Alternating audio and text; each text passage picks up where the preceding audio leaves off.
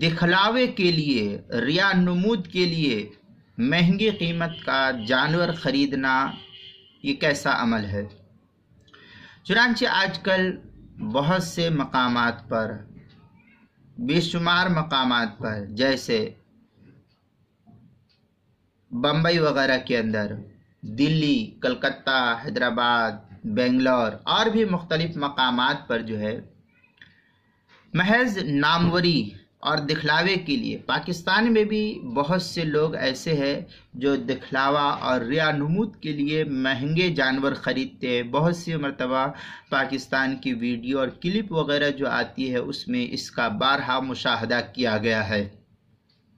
بہرحال مہنگی قیمت کا جانور خریدنا جائز ناجائز ہے یا نہیں، یہ تو ایک الگ بحث ہے، ہم اس بحث میں نہیں پڑتے ہیں۔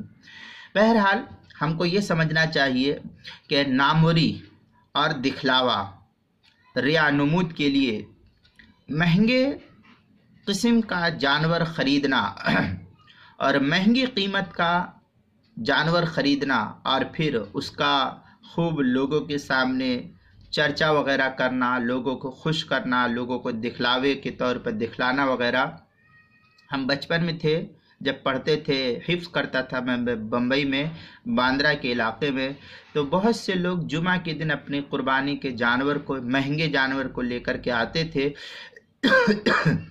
اور جمعہ کے دن نمائش ہوتی تھی اس کی۔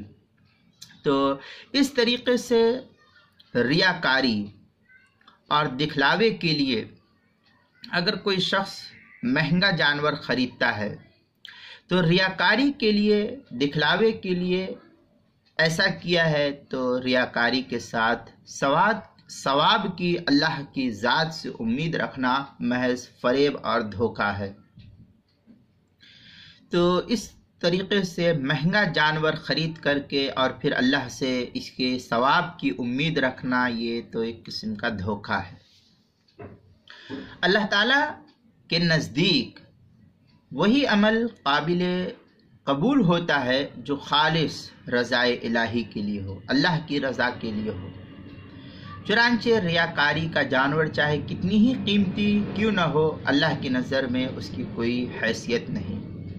اس لیے ہم ان لوگوں کو مشورہ دیتے ہیں کہ آپ قربانی کر رہے ہیں اللہ کے نام پر، تو درمیانی قیمت کا آپ کو اللہ نے مال دیا ہے تو درمیانی قیمت کا آپ جانور خرید لیجئے، اور مہنگے کے بجائے کئی ایک جانور خریدیے اور پھر اس کا گوشت غربا، مساکین، فقراء میں تقسیم کر دیجئے۔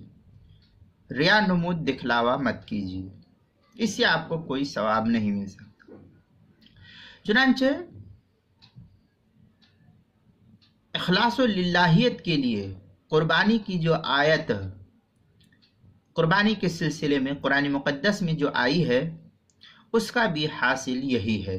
چنانچہ اللہ تعالیٰ 17ویں پارے کے اندر فرماتا ہے سورہ حج کے اندر، لَن يَنَالَ اللَّهَ لُحُومُهَا وَلَا دِمَاؤُهَا وَلَكِنْ يَنَالُهُ التَّقْوَى مِنْكُمْ۔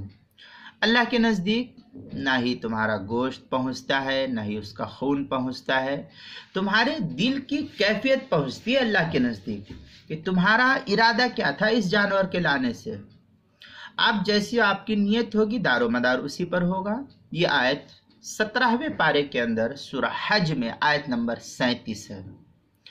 اس آیت کے اندر یہی اللہ تعالیٰ بتلا رہا ہے کہ تم اخلاص و للہیت کے ساتھ صرف اور صرف اللہ کے لیے کام کرو، ریا نمود سے بچو۔